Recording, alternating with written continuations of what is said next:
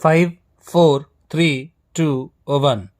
महोदय, वित्त मंत्री जी द्वारा सदन में प्रस्तुत बजट में निहित भावनाओं से किसी को मतभेद नहीं हो सकता, किंतु जब हम प्रस्तुत नए बजट को आज की परिस्थितियों की कसौटी पर कसते हैं तो यह उचित सिद्ध नहीं होता।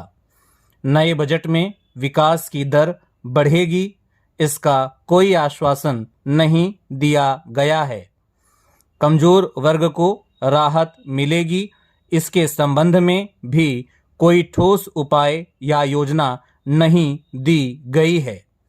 अब यह कहा जा रहा है कि बजट समाजवादी नहीं है, क्योंकि सरकार द्वारा प्रस्तुत एक बजट से देश में समाजवाद नहीं आ सकता।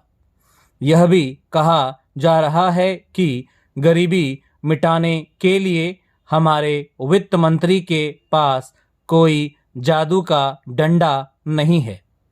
मेरे विचार से ये बजट विकास विरोधी बजट है। यह बजट विषमता कम नहीं करता और न यह बजट विकास की दर बढ़ाने के लिए जिन साधनों को जुटाया जा सकता है उन साधनों को जुटाने का साहसपूर्ण प्रयास ही करता है। मुझे हैरानी है कि हर बजट में योजना के नाम पर अधिक रुपया रखने की बात कही जाती है और इस बजट में भी वित्त मंत्री महोदय ने अपने बजट भाषण में कहा है कि हमने करोड़ों रुपए इस साल की योजनाओं के लिए रखे हैं। जब वित्त मंत्री जी ने यह बात कही तो अनेक माननीय सदस्यों ने तालियां बजाईं। मैं जानना चाहता हूं, योजना की कसौटी, योजना की सफलता या लक्ष्यों की प्राप्ति केवल उसके लिए रुपया रखने तक ही सीमित है?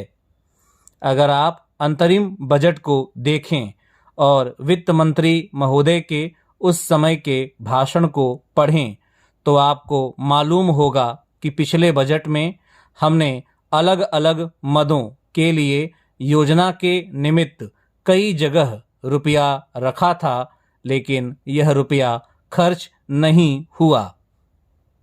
मेरे कहने का तात्पर्य यह है कि जिस काम के लिए रुपया रखा जाए और वह खर्च न हो तो आश्चर्य की बात है। गरीबी हटाओ का नारा लगाया गया और गरीबी एकदम नहीं हटाई जा सकती है, लेकिन अगर गरीबी हटे नहीं तो कम से कम घटे जरूर। आज सरकार द्वारा बजट में जो कर लगाए गए हैं, क्या वे आम आदमी पर पहले से ही पड़े हुए बोझ को और बढ़ाने वाले नहीं हैं? वित्त मंत्री महोदय से पहले रेल मंत्री द्वारा पेश किए गए रेल बजट में किराए और माल भाड़े की दर में वृद्धि नहीं की गई है। इस वीडियो के डिस्क्रिप्शन बॉक्स में टेलीग्राम चैनल का लिंक दिया हुआ है, जहां पे आपको ये PDF प्रोवाइड किया जाएगा।